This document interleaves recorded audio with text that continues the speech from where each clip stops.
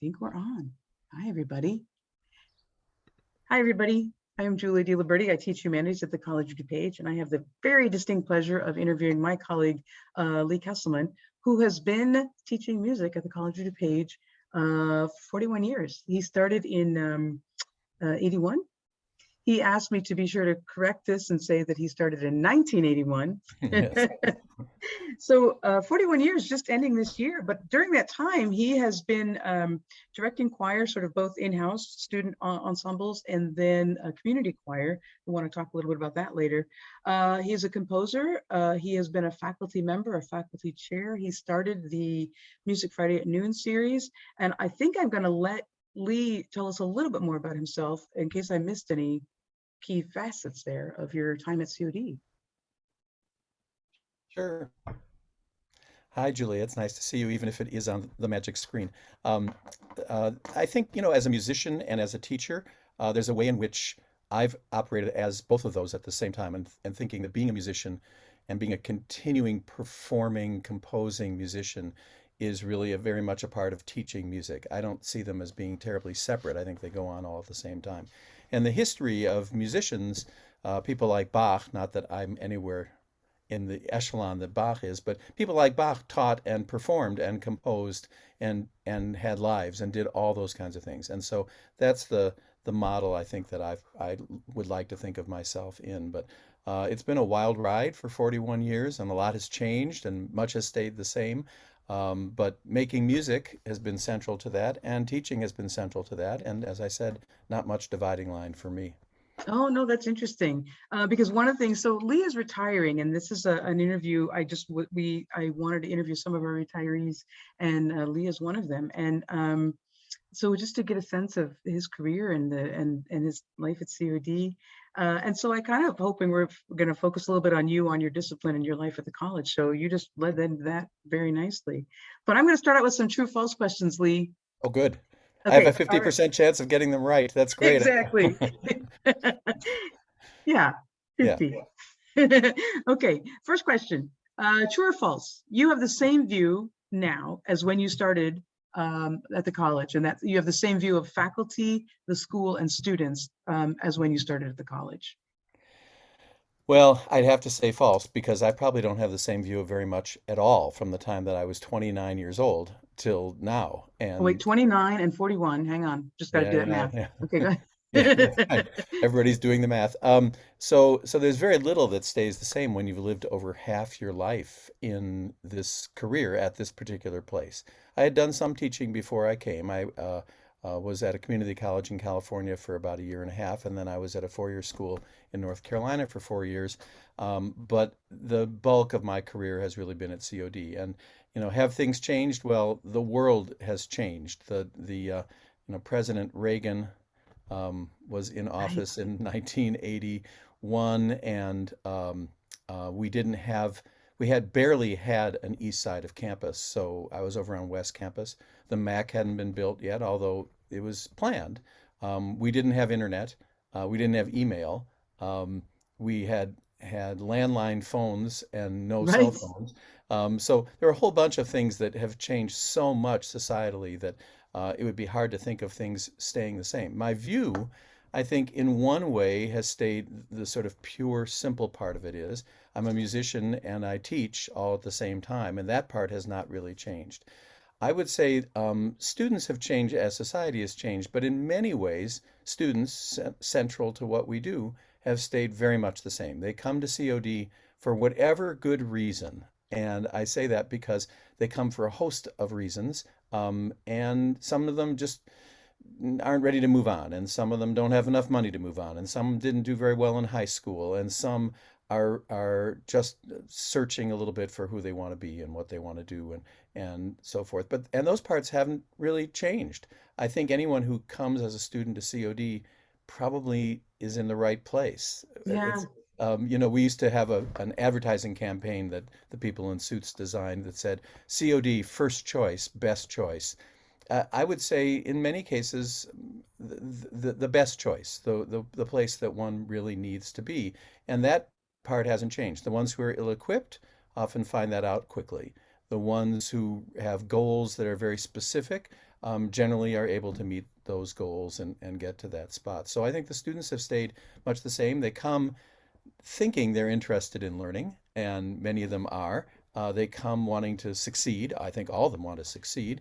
Some of my students come because their parents say, if you're going to continue practicing in the garage with your band and living in the basement, you better be in school, or you're going to be charged rent or thrown out or whatever. So there's a whole host of reasons. So I think the students have stayed much the same. I think in So many, oh, go ahead. no, I was going to say this idea that whoever, whatever the reason they're coming. I mean, I do think that one of the things that COD does well is uh, strives to meet students where they are for whatever reason they're Yeah, here. And I so, would I would agree, and I think as with many people when they're faced with difficult choices and they've done their pro and con list and it comes out about even they don't know what to do, my advice to most people is whichever you decide is going to be right because you've decided that. And then once you decide that, you move forward and make that plan work. And there's a part of that that's just a life view that there are probably a number of right choices, but once you've made a choice, that becomes the the right right choice, right? yeah. It's Um, true. I think that as a composer too is, looking for the right note or the right rhythm. Sometimes it's really a struggle, and then you make the choice, and then it's the right choice, and you move forward with that. Faculty, I think, in many ways have stayed the same. Interestingly, when I came, I was the young pup in the music faculty, and then there was sort of a middle generation, and then now my colleagues are all young or almost or they're becoming younger. So over a period of time in my department, I represent really three generations of that I've been with. Right. And that has changed my role at the college, but it's also an interesting thing to think about. I think all of my colleagues have really tried to meet students where they are, have tried to teach music as well as they know how. Obviously, generations of teachers have changed. The tools we have, our understanding of what student needs are and how learning works and so forth. I think the I got biggest change. Oh, go I ahead. got three more true false questions, man. Oh, okay. Well, sometimes if you hand a teacher a Before 'em. rostrum without a clock, boom. Right, right, right. Yeah. Without a clock, especially, Um, right? but I do think it's worth saying that I think administration has changed a lot. And when I came, the administrators were all people who were career teachers, who had That is become different. administrators. And now I think we get professional administrators, and and their viewpoint is quite a bit different about how teaching and learning works. I'm not here to criticize anyone, but I will say that I think there was more of a common language between faculty and administrators when the administrators had 10 or 15 or 20 years of teaching under their belts, who Right. then went into administration as a way to serve the teaching profession as they understood it. And I think we're in a much different place now.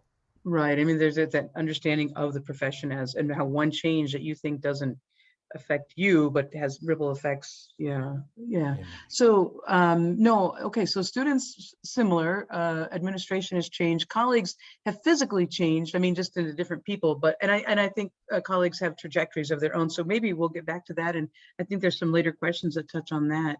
I was sort of struck by the fact that, I mean, all the technology that didn't exist, the Mac didn't exist. So Right. wondering if that had an impact on the arts here, but we're going to come back to that in just a bit. So question two, by the end of your career, true or false, by the end of your career, you could just phone it in and nobody's going to notice. You're already laughing. You didn't even hear the end of my question, Lee. You were phone it in. Um, What? yeah, phone it in. I think there are people who sometimes phone various professions in, and we run into them in many walks of our lives. As a musician, I am always learning new things about music and always choosing different music to perform with my students. And even then, working with students who are different, who haven't learned the lessons that the choir learned 10 years ago or 15 years ago. I don't think I've been working any less or any less hard in my last year. In fact, I'd say the last 6 weeks or 8 weeks was kind of a sprint to the finish, trying to get it as right as I could one final time. I don't really understand phoning it in very well. I'm afraid maybe I'm naive, but I mean I understand the term. I don't understand how one wakes up in the morning and says, I'm going to go meet these students, and then not give them everything I have. I don't So get. for the new faculty coming in, what you're saying is there's no point where it gets easier. I mean, that you're not saying, I got this down. I can kind of walk in and wing it. I didn't really plan, or yeah, I got this down, so I can just sort of put this. You're saying that there's sort of no, that you've continued to evolve and change your techniques as you've gone on. That, yeah, I think some things get easier. They get more practiced and they get more natural. But then there are always other things that you've never encountered before because we're working with humans. And right, I'm reminded of I have two children and they're grown children. But when the first one came and we worked on parenting and the job with no prior training is what I would call parenting. right. Great enthusiasm beforehand and even during, but no real training and no certification. And then we're feeling pretty good about that. And then had the second child about 6.5 years later, and he was completely different. And So, we were feeling pretty confident. It was like, man, we can do this. We know how to do the nighttime thing, and we know how to do the toilet thing, and we know how to do the food thing. And then it was, wait, you're not like the other one. What happened? And I think students can sometimes do that to us, and so can a piece of music or a curriculum. So there, some things do get easier. I mean, I'm a much more practiced and seasoned choral conductor and theory teacher and oral skills teacher right. than I was. So there's some things that I know how to do better. No, I But like that distinction. Like you become more practiced at it, but that doesn't mean you're phoning it in because as you build those skills, you're layering new things on top of that as yeah, well. And yeah, yeah. And always and rethinking some fundamental philosophical issues. Because when something doesn't work or when something is resistant to the techniques you've developed, then you have to rethink it a little bit and say, wait a minute, maybe this is a different time. Maybe this is a different place. Maybe some of these things, maybe the way I thought people learned this was just a happy fluke when I've done it before. And now it's, oh, wait, it's like gardening. Again, you can plant the same tomato, you can plant tomato plants every year. One year they're not going to produce well. And then you're going to right. go, so what did I do differently? What did I not do that I've done before? Oh, wait. Yeah, this was a really rainy year. I needed to do something else. And so, teaching I think is one of those professions. It really does change all the time. Oh, that's okay. Okay, no, that's okay. Sorry, newcomers. It's question three. This is like I was sort of pondering this question when we think about musicians, we think about gigs. And so I'd be curious to hear your thoughts on this because I have my own, of course. But so true or false, referring to teaching as a gig is a good comparison because all these people say, oh, that teaching gig, but gig typically, a gig economy, but long before that, it was always that musicians had a gig. Right. And for me, it seems sort of like a throwaway, like, all right, you're going to go perform and then you're going to go home and collect your paycheck. And so and it's temporary and you don't really have to commit. But I suppose as a musician, I'm wondering how you think, what you think about that comparison. So the question is true or false, referring to teaching as a gig is a good comparison, true or false? This is one of those moments as a student where you say, well, both, and then the teacher Oh, says, well, you really have to answer one or the other. I do think in some ways so now I'm going to hedge my bets because I'm a long ways away from you physically and I can do that without being hit. Um, exactly. is in a lot of You can ways do it it anytime is. without being hit, but Yeah. metaphor. So a gig just means a job, and if you're a gigging musician, it means you have multiple jobs, and you're waiting for the contractor to call and say, "Can you play for this wedding or for this orchestra concert or whatever those things might be?" So in a way, yeah, it is a gig, it is a job. What's interesting about gigging is that gigging musicians have to produce at their utmost every single time they show up because you're only as good as your most recent appearance. That's So, interesting. if you go and hear Roseanne Cash and you've heard her like two or three times, you've traveled around the Midwest because you really like the way she sings and the way she thinks, and then you drive to Indiana and hear her for your fourth time, and it really wasn't very good. The voice didn't sound very good. It sounded like she was, what can I say, phoning it in. It was just old hits. There was nothing new. She didn't talk much. You went and were disappointed. And so you made a long trip and you were disappointed. That's the nature of a gig, is that you may say, well, I'm just not traveling to see her anymore. And if you're playing in a wedding band, like some of my colleagues do, and you go and one time you're just not focused and you don't play very well and you don't communicate well with the other people on the stand, um, you'll probably be out of that band before long. Certainly if it happens twice or three times. So in a way it is a gig, but the difference really is that we're married to the institution. We're there, we're coming every day, we're doing our job every time we show up and every year as well, and each new semester and every meeting that we're at. But the difference is that because it's more permanent in that way, you may have a little bit more leeway in terms of taking some risks that you might not take if your income actually depended Oh, upon it. So risk taking in a gig situation, probably more, you probably play things safer if you're playing in a new band that you haven't played before or a new orchestra. new I have audience friends even who too. play in orchestras and they say the first time you get hired to play in an orchestra you haven't played in before, you arrive an hour before, you show up early, you ask for the music in advance, you do all those kinds of things. Why? Well, you might not get rehired if you don't do very well, and so there's a little more riding on each one. It is a good gig in the sense that we get to pursue the things we love in a situation that hopefully is very productive and get paid for it, and not worry about taking a risk someday in Intro to Humanities where you do something a completely different way. You don't know if it's going to work or not, but it's probably worth the risk.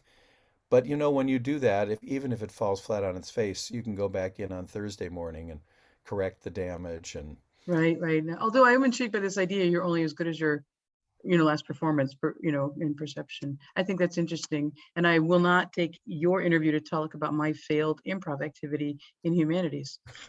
It's we hilarious. all, we all have failed improv. We all have failed, not improvs. We all have failed activities we've tried in classes. It's the nature of trying to get it still better, trying to do it more Right, right, of trying to reach more learning styles in right. the classroom. And each time we do one of those things, there's always the risk that something won't be quite as expected. My experience is that when we get excited about something and try something new, at least my own experience is 9 times out of 10, it actually works because of my enthusiasm for doing Right, something. right, And right. so that it colors the odds a little bit. Just because I go in and say, "Hey, I've never done this before," and everybody in the classroom goes, "Oh, he's never done this before. This is going to be fun." I've already made it more likely that it'll succeed. Yeah, right. It's true. And I think after a certain number, being more practiced, you say we're willing to own those mistakes anyways. Right. Say, oh yeah, okay, I'll try it again with you Yeah. guys. Last true false question, and then we'll do some more open-ended ones. But true or false, your discipline seems less relevant today, given demands on students, given politics of the day. So does your discipline, true or false, your discipline is less relevant today than it was when you started 41 years ago? And emphatic false.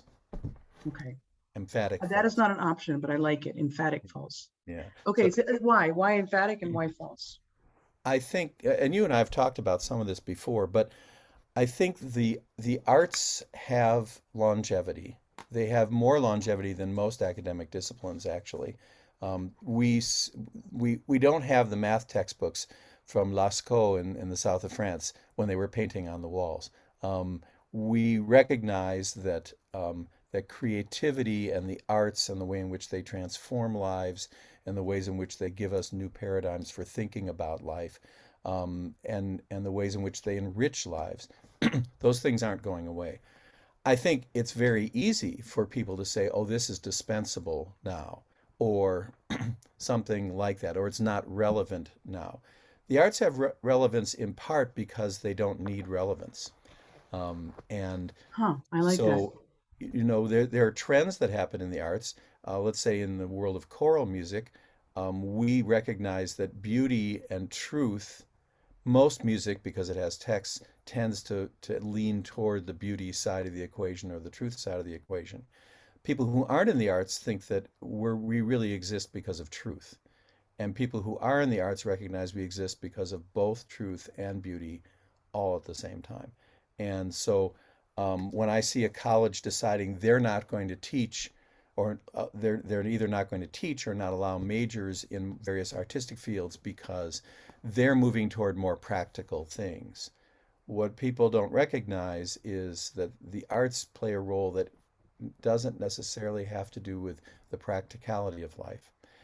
Pope John Paul II did an encyclical on the arts at one point, and he said, um, the arts are the true evidence of a creator God and of how man is made in God's image.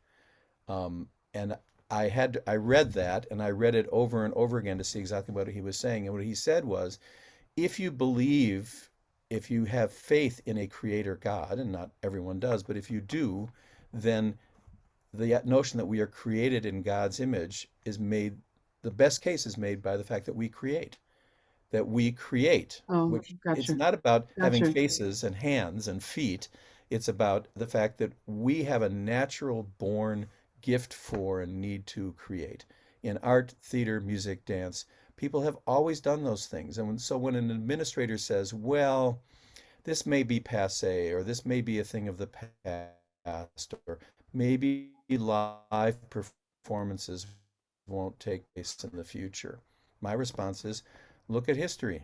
There's been performing music certainly back as long as there's a written record of humankind's existence, and I don't think they're less relevant. In fact, in many ways, I think they're more relevant because they help us understand why we're here and who we are in a way that many other disciplines don't. I think it's true of most of the humanities, but certainly all of the arts, is that they reflect on the human condition and And I do transform. think that um, music is one immediate way that we can connect with most students. I mean, I'm not saying Beethoven and Bach, but I mean, music is certainly yeah, yeah, no, but I'm also, I think arts are very relevant to daily life. I think arts, well, I think we all interact with them. I think a long time ago at a different presentation, you said most political movements have music associated with them because you're trying to draw people into your movement, right? And I do think that we try to draw people into, we are drawn to people in our lives you know, who use the arts or who use similar arts in similar ways that we do. And Right, and it motivates and moves and transforms in a different way from more prosaic ways of communicating, right? So if you hear someone give a speech, you might indeed be moved to action or transformed or moved. If you sing a song, you'll be transformed and moved and brought to action in a different sort of way. Political movements have music associated with them. There's some very concrete examples, the Baltic countries, where the singing movement, some say, brought down the wall in Lithuania, Latvia, and Estonia. And there have been films made about how the song culture in those countries really changed the political environment. That's one thing that happens. What worship experience doesn't have music? Oh, a few of them don't have music. But the Quaker meeting may not have music in it, but probably does. But some Quaker meetings are really based much more on silence, and then you could say it really has John Cage right, music right, right. in it, Silence. And what right? happens in that silence is, Because that's exactly what happens is there is sound and people become aware of it. But every church experience, Muslim, Jewish, Christian, Hindu, Buddhist, there is music and sound, organized sound, music involved in all of those worship experiences. right. I mean, some people debate whether the call to prayer is music or not, but there is a musicality to it. So we've been through the four true false about this idea of when you started that faculty have changed, students have changed, technology has changed, that music has stayed constant, although maybe not the way you approach it, not the way you approach it with students. You have said that there's no such thing as phoning it in. And I like that because it ties in very well with the gig economy, not gig economy, I'm sorry, with the notion that teaching as a gig is that you are more practiced, but rarely are we going to go in and phone it in. Right. Um, and then you're just this idea that music is your discipline is still as relevant, perhaps more relevant, or whatever, however we measure that, but it's still relevant, not certainly any less relevant than when you Right. started working here. So let me ask you, if you're 41 years, and you feel free to offer things, but a couple of things I want to get to before we take off is like, do you Do you feel that your 41 years there has been a trajectory, or that there have been phases, maybe not a trajectory going in a, I think sometimes it's hard to see the end when we're not there, but do you feel like you could divide your career into phases? I was just saying, I know, a lot fewer of the new faculty, but my attention is elsewhere. So I'm still sort of social, but I'm more concentrating on projects than people. That's where a phase where I am Mhm. right now. I don't know if that mirrors yours, but I mean, I'm just wondering if you have that, and if you're talking to people coming in and people at any phase of their career here after 41 years, are there ups and downs, or were you pretty straight line across, or were there mystical moments or devastating moments, or Um, yes, all of that. So part of it is stages of life. As I came as a 29-year-old and didn't have any children, so just the very phases of life, and I came married, and I'm not married anymore, and so all of those changes in life that have taken place are have a relationship to the way in which the career has worked as well as one would expect. I think coming as the youngest of the full-time faculty and leaving as the almost oldest. I have actually one full-time faculty member who's still continuing, who's actually older than I am. But watch having young colleagues come in. I know. So that part makes a difference. I think when one comes, one is more susceptible to mentorship, to Mhm. being mentored, Right, to right. being I think mentored. that's true. And as one leaves, one is more susceptible to being a mentor. And so I think that has really significantly changed over a period of time. When I came, I made a speech once and I said, we all have mentors, but we get to pick who our mentors are. And that's a really important part of growth is that we choose the people who will be our leaders and our And we're going mentors. to learn from and our Um, teacher. One of the most significant leaders in my time at COD was Richard Holgate. A lot of people didn't know him or didn't know him well. He was one of the most ethical people I've ever met in my life. Music One of the, professor, he dean. was he was an everything professor. He was the tech theater person. He was the director of performing arts before Jack Weissman was. He taught interior design, furniture making, English comp. He couldn't exist at today's COD. Right, right. Somebody That's would have true. said you can't teach courses in that many subject areas. He had worked construction when he was younger. He was very close with the Belushi boys when they were students at College of DuPage. In fact, Jim gave him his current motorcycle as a gift, as a thank you gift. Richard was one of those who hired me, and if I were saying I was looking for a spiritual advisor among my colleagues, Richard would have been that guy. I would have tried out any idea on him. And boy, talk about having a clear notion of who he was and what he wanted to do and what students needed. Richard was the best. And for me as a young guy, and Richard was at least, I don't know how much older he was. He's still alive, so he couldn't have been as much older as I think he was. But he's probably close to 90 years old at this point in time. But he was just the best. He had a very clear moral compass and was very frustrated by people who didn't have a Ha, clear right, moral right. compass. And so he was a terrific mentor in so many ways, and that really impacted me as a young faculty member to be around somebody whose moral compass I felt like was so solid and that I may not have even thought through the implications of something. And he clearly had thought through those things. And there were others as well, but I'm just gonna highlight Richard because I think he was a clear example. Um, when I came, Bob Marshall and Harold Bauer were the other full-time faculty members. They were closer to the ends of their careers. Sort of in the middle period, Richard Holgate and Tom Tallman were the two sort of middle period. Larry Ward came in later than them, but left earlier than, let's say, Paoli. So they were more colleagues of a similar age and sort of similar cultural historical background. And then Larry Ward, as I said, came in a little bit later than those guys. And then Lucille Mock and Matt Shevitz were the young crowd coming in. And by that time, they were looking to me to be a leader and a mentor much more. And then adjuncts, of course, we have tons of adjuncts in music, Right, so right. they're all in different sorts of places. So I think that trajectory, the fact that we didn't have an arts center, was a huge thing. And then we did That's so intriguing, right? Yeah. have this great place to teach and to perform. When I came, the while presidential leadership is its own set of trajectories, they say you should always get what you want from the person who hired you, because after that you won't be the new shiny object. Um, Oh, well, that's good. Everybody, all newcomers, listen up. yeah, so I've worked under all the presidents except one at COD, That is and amazing. That is fascinating. Hal McAninch interviewed me, and at the time, I said, Dr. McAninch, sir, it was properly deferential because I hadn't been hired yet. And I said, so do you interview all incoming possible full-time hires? And he said, no, but your position is very public and very important and will shed a lot of light on the college, which impressed me that he was willing to say that out loud. That is pretty Um, impressive. Not everybody would say that of my other presidents. And so that they wanted me to start a professional choir at the college, which I did, the New Classic Singers, which lasted over 30 years.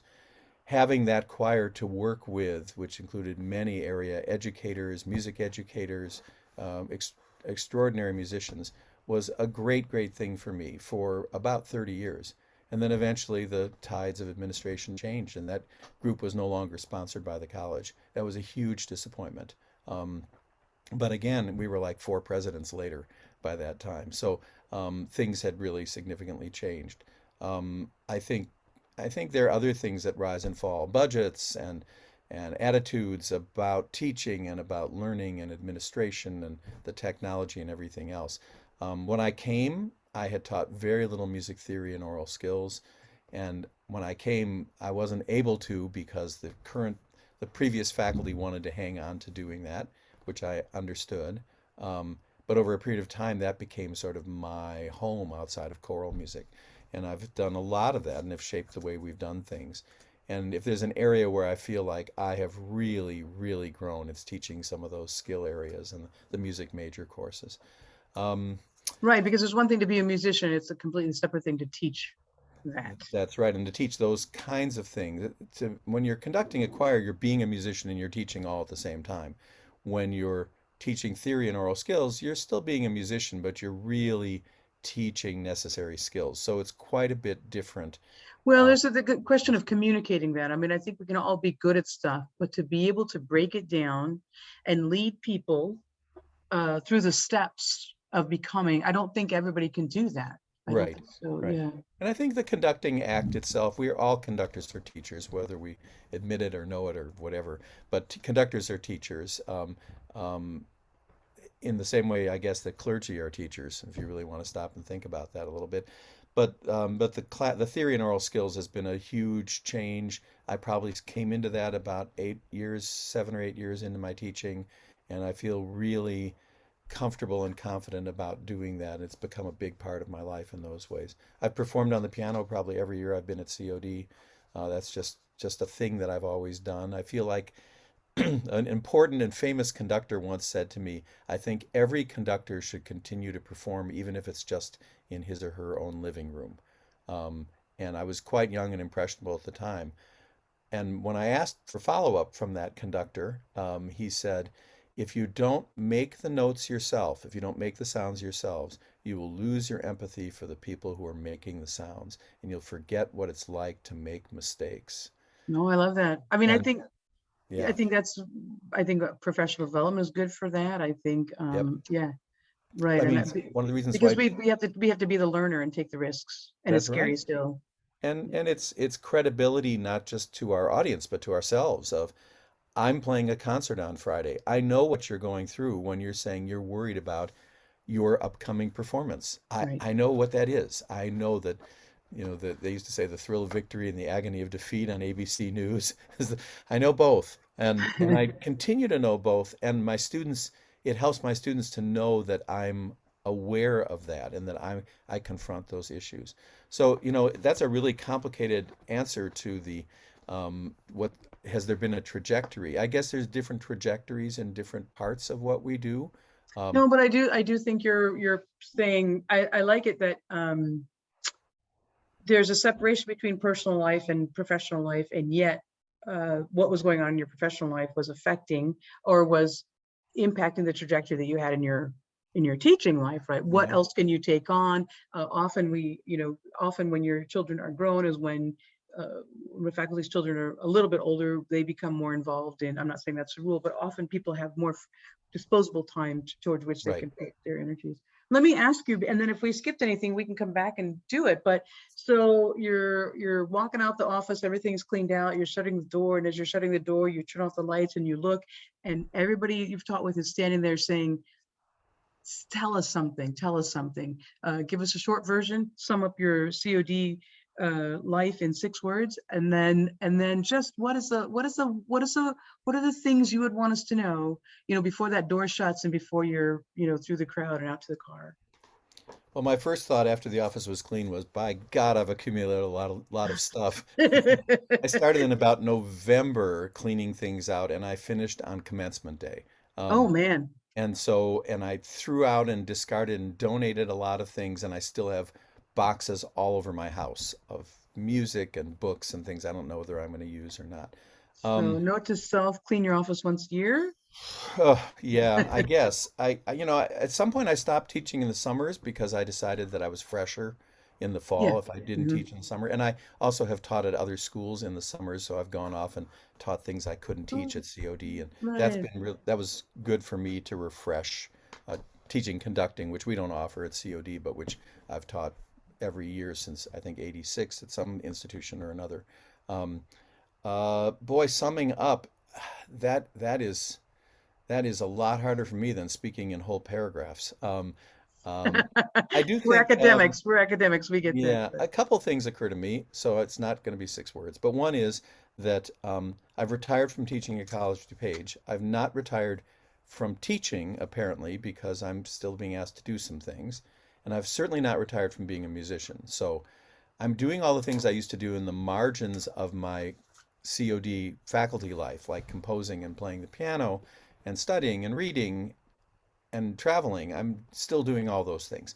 So one of the reasons people always say, I'm retired and I've got so much to do, I don't know how I ever did it while I had a job. And the answer is yes, because now one does the things that were in the margins, but you do them now as the At main the course. center of the film. Um, Okay. so this morning, we're talking in the morning. I've already been up composing for a couple hours before we talked, and reading, and lessening the stacks of books around my house ever so slowly.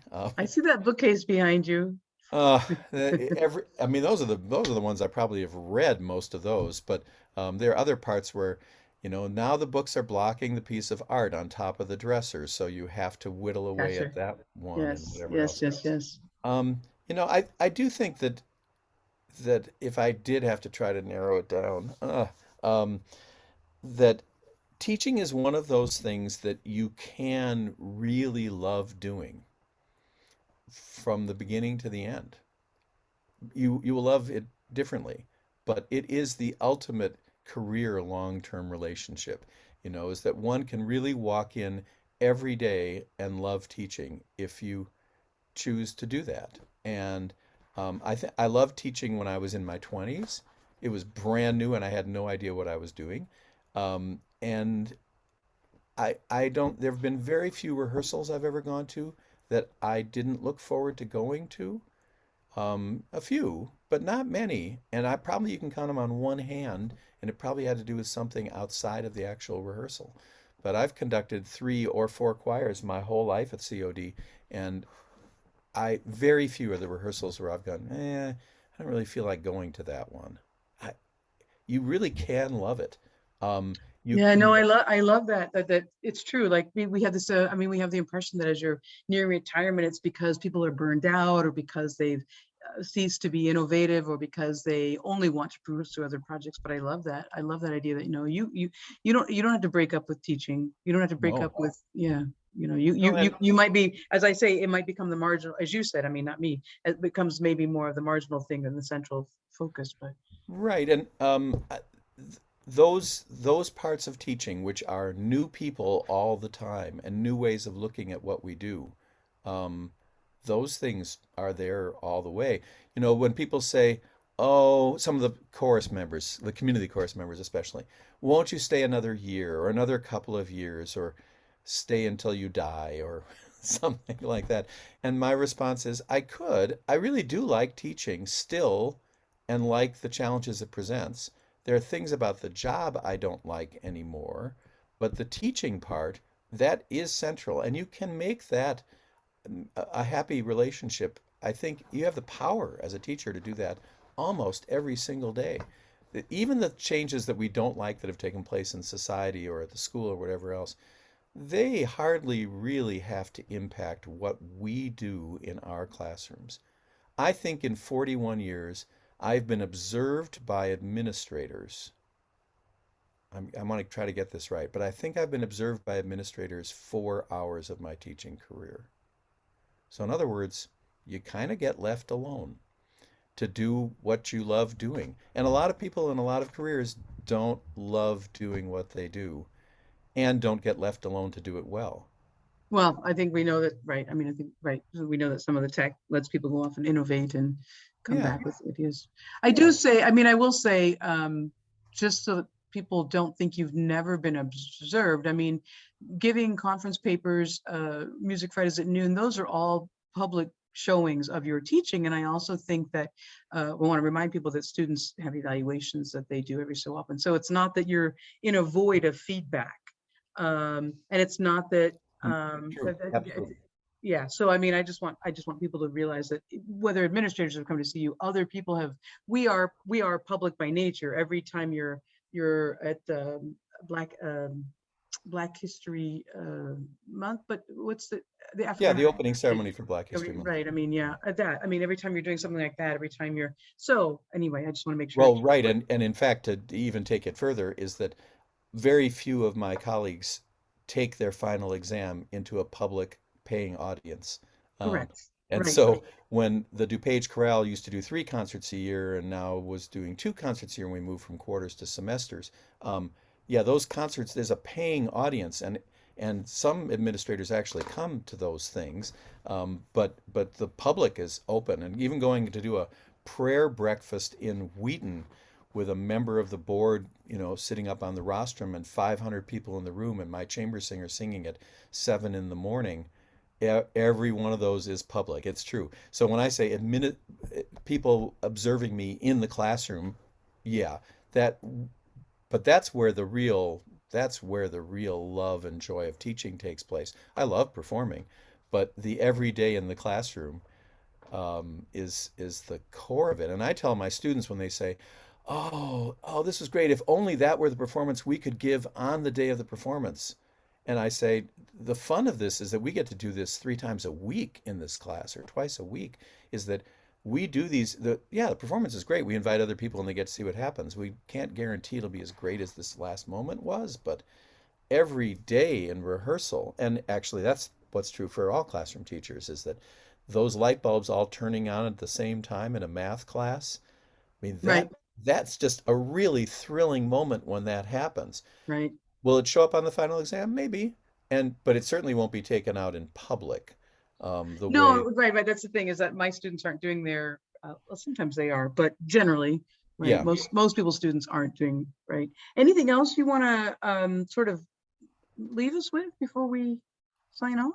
Um, I think it is really important to know that as teachers, we have this rare opportunity to do what we do, to do something that we love doing, and that those not everybody has that, not everybody doesn't have that, but we really do have that opportunity.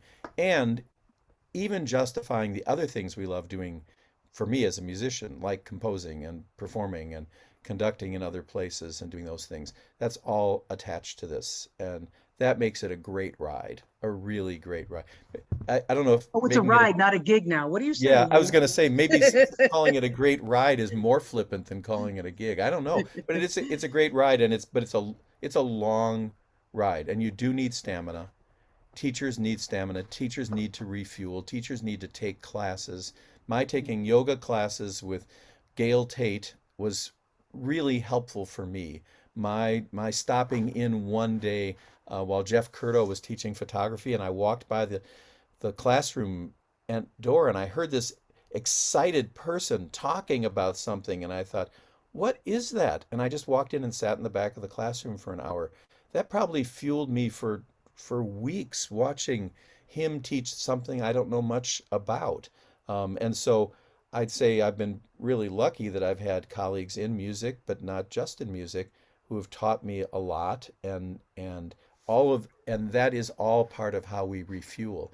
But for me, not teaching the summers was really important. Teaching things other places, going as a guest composer to various places, the refueling was important because you can't, people say you can't teach what you don't know. That's certainly true, although many have tried. But you certainly can't teach if you're not physically and emotionally Right. excited about doing what you're doing. And if you're not feeling well, I mean, I know people who retire because they're just not in good health. They just Yeah, right, right, aren't right. in good health. Well, then yeah, teaching is going to be really hard because it calls for a lot of stamina.